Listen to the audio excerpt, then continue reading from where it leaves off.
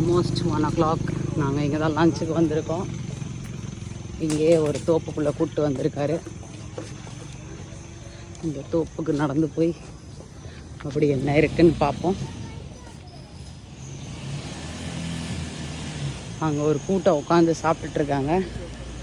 அது மட்டும் எனக்கு தெரியுது. வியட்நாமீஸ் ஃபுட்டுன்னாங்க. போய் பார்ப்போம். நிறையா ஆக்டிவிட்டிக்கு வச்சுருக்காங்க போல். முடிஞ்சுது. இன்றைக்கி எங்களை சாப்பிட்ட விட்ட மாதிரி தான்.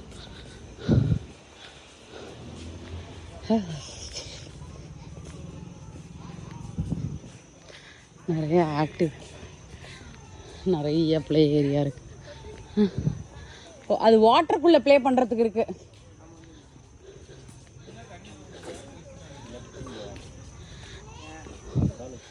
வேறு வாட்டருக்குள்ளே தான் இருக்குது.